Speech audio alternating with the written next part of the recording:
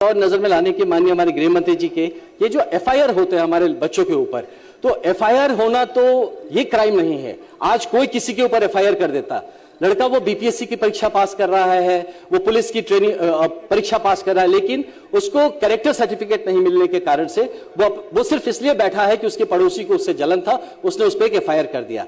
तो इस बात पे हमें लगता है कि एक बार इसको एज अ पॉलिसी लेवल पे हमें देखना चाहिए कि FIR should not be a reason for stopping someone to join. उसके बाद अगर वो चार्जशीट होता है, ट्रायल पे जाता है, पनिशमेंट होता है, उसको हम किसी भी स्टेज पर डिसमिस कर सकते हैं, जरूरत होने से उसकी पुरानी सारी रिकवरीज भी कर सकते हैं। इस पे काइंडली ध्यान दिया जाए। पुलिस कभी कमजोर नहीं दिखनी चाहिए, क्योंकि पुलिस ही सरकार की पहली प्रतीक है। जनता पुलिस के व्यवहार से ही सरकार की छवि तय करती है, और यह बजट इन सब बातों के लिए पथ प्रशस्त करता हुआ नजर आ रहा है। महोदय, बिहार पुलिस को ऐसे अधिकारी चाहिए जो हैं भी, मैं मानता हूं, जो मैदान में अग्रिम पंक्ति में खड़े होकर उदाहरण प्रस्तुत करें, जो अपने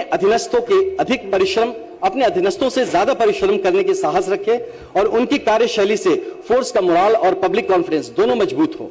जब जवान अपने वरिष्ठ को संघर्ष में साथ खड़ा देखता है, तब उसके भीतर सेवा का गर्व और कर्तव्य का उत्साह कई गुना बढ़ जाता है। ऐसा प्रयास इस बजट के इंटेंशन को स्थापित करेगा। माननीय अध्यक्ष महोदय, मैं विशेष रूप से पुलिस कर्मियों के वेलफेयर की बात करना चाहता हूं।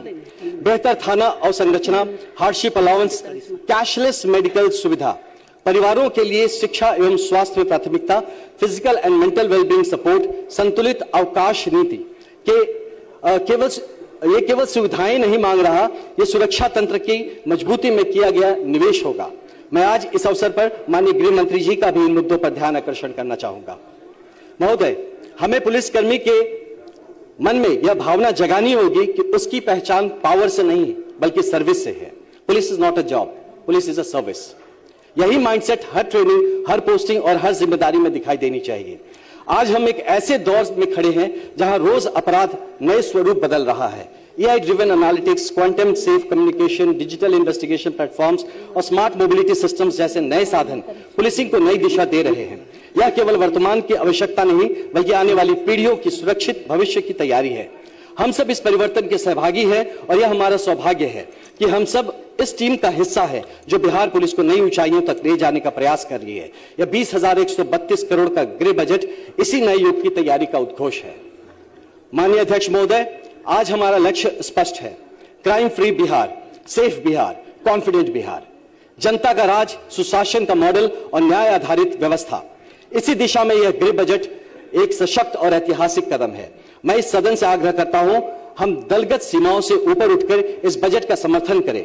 यह किसी एक दल का बजट नहीं है, यह हर किसान, हर मजदूर, हर छात्र और हर मां बहन की सुरक्षा का बजट है। मजबूत गृह बजट पुलिस की ताकत नहीं, ये जनता की सुरक्षा की गारंटी है। मैं पूरे विश्वास और गर्व के साथ इस बजट का समर्थन करता हूं, और साथ ही आज इस अवसर का उपयोग करना चाहूंगा 2-4 सजेशंस देने के लिए कि पुलिसिंग में हम लोग देखते हैं कि जो ट्रेनिंग करते हैं, जब तो ट्रेनिंग तो कुछ और करते हैं, उनकी पोस्टिंग कहीं और हो जाती है। वो फॉरेंसिक लैब जाता है, क्योंकि मैं अपने पर्सनल एक्सपीरियंस से बात कर रहा हूं कि वो फॉरेंसिक लैब जाता है, वहां ट्रेनिंग करके आता है और यहाँ के किसी का PSO बन जाता है। तो इन चीजों को हमें देखने की जरूरत है कि जिसकी जो ट्रेनिंग है वैसा स्पेशलाइज्ड काडर, चाहे स्पेशल ब्रांच में हो, चाहे इन्वेस्टिगेशन में हो,